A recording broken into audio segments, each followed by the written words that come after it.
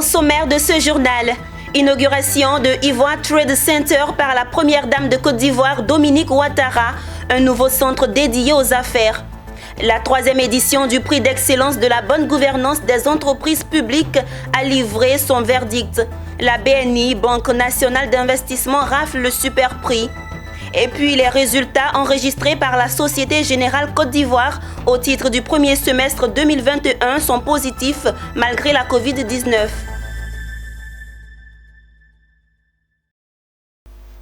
Bienvenue Madame, Monsieur, heureuse de vous retrouver pour le journal sur Business 24 Africa. La première dame de Côte d'Ivoire, Dominique Ouattara, a procédé ce jeudi 30 septembre 2021 à l'inauguration du nouveau centre des affaires Ivoire Trade Center. Ce joyau architectural s'impose au cœur de la commune de Cocody. Il est présenté comme le premier centre des affaires d'Afrique de l'Ouest qui bénéficie d'une démarche environnementale assurant une consommation d'eau et d'électricité maîtrisée. Le compte rendu avec Pierre Tebeu et Marie Sussiri. Retenez bien ce nom, Ivoire Trade Center. C'est le tout nouveau centre des affaires d'Abidjan, inauguré ce jour par la première dame de Côte d'Ivoire, Dominique Ouattara. Il s'impose dans la commune de Cocody où il est construit. Ivoire Trade Center séduit par son plan architectural, sa beauté et sa splendeur.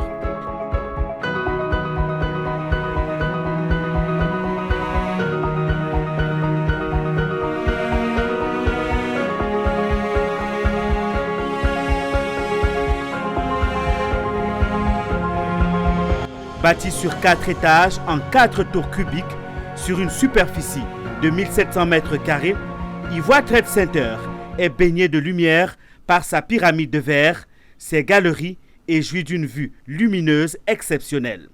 Un chef-d'œuvre architectural sorti de terre dans la commune de Cocody, ce bijou fait le plaisir de ses habitants et le maire à l'inauguration n'a pas caché sa joie.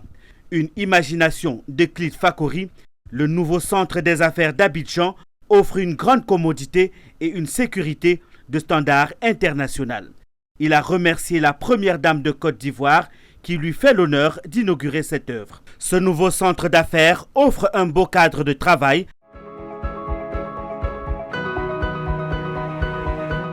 Éblouie par ce joyau, la première dame de Côte d'Ivoire a remercié le constructeur de ce bel édifice qui sera un catalyseur des affaires à Abidjan. C'est avec un réel sentiment de fierté que je procède ce jour à l'inauguration de l'Ivoire Trade Center.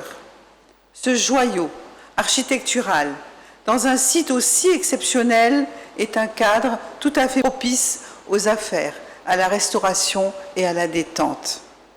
Je suis d'autant plus heureuse que ce magnifique centre d'affaires traduit la vitalité de nos entreprises et comble un vide dans ce bel environnement à côté de notre mythique hôtel Ivoire. En cette journée du 30 septembre 2025, sorti de terre de Cocody, un tel joyau architectural. Cette belle et magnifique bâtisse, à elle seule suffit pour combler de joie tout le conseil municipal de Cocody et toute la population citoyenne de la commune. Les équipes de PFO Construction tout d'abord, qui ont mené ce chantier sous la direction générale d'Adrien Calais, a porté ce projet fièrement et avec un grand professionnalisme, et sans qui ce projet n'aurait pas vu le jour. Bravo donc à toute l'équipe de PFO Immobilier, une entreprise qui a de beaux jours devant elle, en tout cas, c'est notre ambition.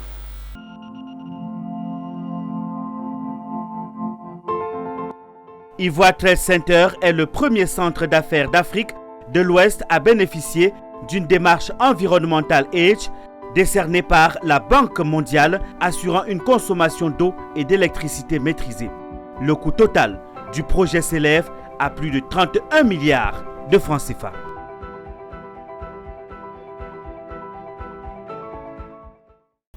Poursuivons cette édition avec une page de bonne gouvernance. La 3e édition du prix d'excellence de la bonne gouvernance des entreprises publiques a livré son verdict. Tenue le mercredi 29 septembre à Abidjan, cette 3e édition a vu la consécration de la BNI, Banque nationale d'investissement, qui a remporté le super prix, prix d'excellence de la bonne gouvernance. À l'initiative du ministère du Budget et du portefeuille de l'État, ce prix vise à favoriser la bonne gouvernance et la culture de performance au sein des entreprises publiques. Issa Badini et Ismaël Doza. Nous ne sommes pas loin d'une razzia. Lors de cette soirée distinctive qui marque la 3e édition du prix d'excellence de la bonne gouvernance 2021, la part du lion des 4 prix proposés par l'événement, c'est la BNI, Banque nationale d'investissement, qui se l'est taillée. Prix de la performance économique et financière, 3e prix de l'efficacité du conseil d'administration et le Graal, avec le super prix de l'excellence de la bonne gouvernance. C'est le résultat d'un travail de longue haleine, non seulement du conseil d'administration qui fixe le cap, mais également de tout le comité de direction et de l'ensemble des collaborateurs de la BNI. Et donc je pense que ce prix-là vient couronner tous les efforts qui ont été fournis au cours de ces dernières années et qui nous ont permis de redresser significativement la barre et puis de retrouver la confiance de nos clients. Autre banque, autre distinction, Versus Bank, qui s'adjuge le prix de l'efficacité du conseil d'administration. En 2020, malgré la difficulté et le contexte, nous avons eu des performances historiques en doublant les résultats de l'entreprise. En même temps, c'est un engagement que nous prenons de continuer à faire en sorte que nous soyons toujours présents au rendez-vous de l'excellence. Dans cette guerre des chefs, la SICOSI, Société ivoirienne de construction et de gestion immobilière, et l'ONEP, Office national de l'eau potable, remportent respectivement les prix de l'encouragement et le 2e prix de l'efficacité du conseil d'administration. Nous sommes satisfaits. L'année dernière, nous étions donc premiers. Cette année, nous sommes 2e. Cela dénote du travail qui est fait donc, dans cette entreprise pour être, n'est-ce pas, au rendez-vous de l'excellence, au rendez-vous de la bonne gouvernance. Le prix d'excellence de la bonne gouvernance des entreprises publiques est une trouvaille de la Direction générale du portefeuille de l'État, une structure patronnée par les ministres du Budget et du portefeuille de l'État qui, par cette compétition à la prime de la performance, veut donner des indications claires et précises quant à la gestion de la chose publique. Mesdames et messieurs les dirigeants sociaux des entreprises publiques, permettez-moi de souligner combien de fois la reconnaissance du mérite est importante aux yeux des premières autorités de notre pays, car elle permet de mettre en valeur des hommes et des femmes qui œuvrent efficacement et inlassablement à la transformation qualitative. Le super prix est doté d'un trophée et un chèque de 10 millions de francs CFA et les prix sectoriels, un trophée et 7 millions de francs CFA. La BNI qui remporte le super prix détrône la LONASI, vainqueur de l'édition 2020 et candidate malheureuse cette année. Monique Seka, Antoinette Kona, Wallace, le magnifique et l'artiste santé ont apporté douceur, éclat et sourire à cette excellente soirée des compétitions d'excellence parfumée de des grands jours. Une page de communication financière dans ce journal. C'est une tradition. Chaque semestre, la Société Générale Côte d'Ivoire fait le bilan de ses activités. Ce jeudi, dans la commune du Plateau, le premier responsable de la Société Générale Côte d'Ivoire a présenté les résultats du premier semestre de l'année 2021. Il ressort que la société se porte bien malgré la Covid-19. On en sait plus dans cet élément signé Diane Cablancan et Richard Akeke. La maladie à coronavirus n'a pas empêché les bonnes performances de la Société Générale. L'établissement bancaire a une fois de plus confirmé sa performance de première banque de Côte d'Ivoire. En témoignent les résultats du premier semestre 2021 présentés ce jour par les dirigeants de la société. Vous avez vu que Société Générale Côte d'Ivoire a publié des chiffres en forte croissance pour le premier semestre 2021, avec un produit net bancaire qui est notre chiffre d'affaires en croissance de plus de 12%. Et un résultat net en croissance de près de 30% par rapport au premier semestre de l'année dernière. Donc, nous sommes une banque cotée en bourse, donc on ne donne pas de perspective précise. Mais par contre, je pense que tous les éléments de transformation que la banque a engagés depuis plusieurs années, toute la confiance aussi de nos clients, l'engagement de nos collaborateurs, l'investissement de nos actionnaires en renforcement des fonds propres de la banque, nous permettent d'être optimistes sur notre capacité à continuer à bien accompagner le financement de l'économie ivoirienne et du coup à bien performer d'un point de vue financier à l'avenir. La banque est totalement mobilisée autour de 3 objectifs prioritaires pour cette année 2021, à savoir contribuer à endiguer l'épidémie en appliquant les mesures de sécurité dans l'ensemble de ces sites, assurer la continuité d'activité en tant qu'opérateur vital et accompagner ses clients, fournisseurs et partenaires en étant une banque solide et rentable. Pour le directeur général adjoint, ces objectifs sont presque atteints. En termes de perspective, on continue cette croissance-là. On n'a pas l'intention de s'arrêter. Je pense qu'en termes de trajectoire et de projection, on peut imaginer qu'on est sur la même dynamique naturellement depuis l'année dernière et depuis plusieurs années d'ailleurs. Et cette dynamique n'a pas l'intention de s'arrêter. On a l'intention de poursuivre cette montée en puissance de la banque et de garder notre rang de première banque de l'UEMOA qu'on est depuis plusieurs années déjà. La Société Générale a enregistré depuis le début de l'année une évolution de son cours de bourse de plus de 22%, ce qui lui a permis de positionner à la capitalisation boursière de la BRTL et première capitalisation ivoirienne. Déjà à 3 mois de la fin de 2021, la banque a plusieurs fois été honorée par ses belles performances. Elle a remporté le prix de la meilleure expérience client. Aussi, elle a été désignée meilleure banque de Côte d'Ivoire par Euromoney, pour ne citer que ces 2 prix. Du 27 au 29 septembre 2021, Abidjan a accueilli la 2e édition des Journées sino-ivoiriennes. Ces journées ont été des moments de rapprochement entre secteurs privés chinois et ivoiriens à travers des accords de règlement de litiges commerciaux, mais aussi de réflexion sur le développement de la coopération entre les 2 pays. La clôture des Journées sino-ivoiriennes s'est faite sur de meilleurs auspices. Le reportage de Fulgence Canon et Emmanuel Bonzo. Initiée par le Congrès international des jeunesses d'Afrique et de Chine, CONIJAC, la 2e édition des Journées sino-ivoiriennes avait pour objectif de promouvoir auprès des bailleurs chinois les potentialités économiques de la Côte d'Ivoire à partir du Plan national de développement PND et à consolider la communauté économique et commerciale Chine-Côte d'Ivoire. Les Journées sino-ivoiriennes ont été un moment d'intense réflexion autour des thèmes d'actualité comme l'apport de la transformation digitale dans l'essor économique et commercial de la Chine-Afrique post-Covid, l'impact de la crise sanitaire sur le coût du transport maritime des marchandises entre la Chine et l'Afrique. Des sujets qui ont permis aux entrepreneurs des 2 pays de prendre la mesure des dégâts causés par la pandémie dans le secteur maritime et d'identifier les mesures prises pour la surmonter. À travers des échanges B2B, les chefs d'entreprise ont pu découvrir les opportunités économiques et commerciales existantes. Les Journées sino-ivoiriennes ont fait suite à la signature d'un accord entre secteurs privés chinois et ivoiriens qui se sont accordés à régler tous leurs différends commerciaux par la voie de la médiation. Autant de résultats qui font la fierté du président de la CONIJAC. Nous avons pu aborder donc les 4 grands axes des Journées sino-ivoiriennes, de l'investissement et du partenariat pour cette édition.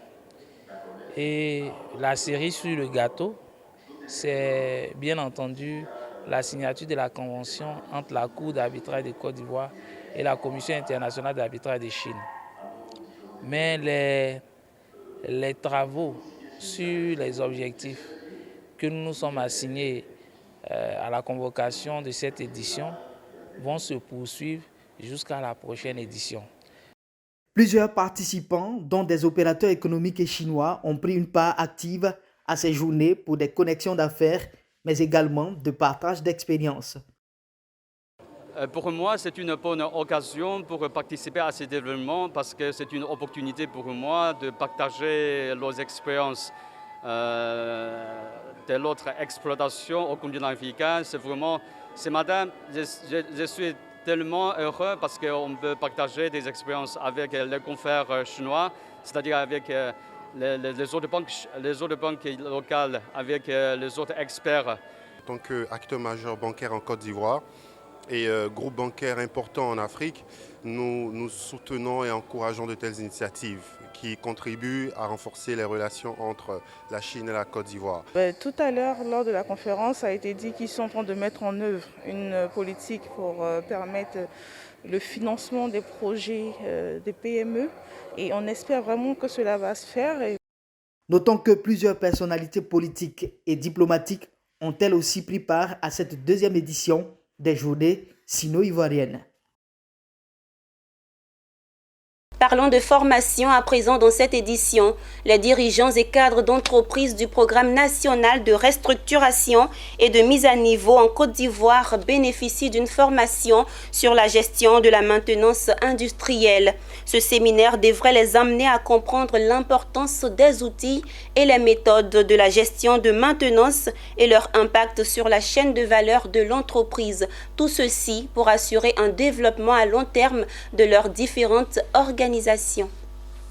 Ils sont une dizaine de cadres et chefs d'entreprise en Côte d'Ivoire. Ils participent à un séminaire sur la gestion de la maintenance industrielle. Cette formation est le fruit d'une action tripartite entre l'Association pour le développement et la compétitivité des industries de Côte d'Ivoire, le projet d'appui au renforcement de la compétitivité du secteur industriel et le ministère du Commerce et de l'Industrie. L'objectif est d'amener les récipiendaires à comprendre l'impact des outils et méthodes de gestion de la maintenance et leur impact sur la chaîne de valeur de l'entreprise et pérenniser leurs activités.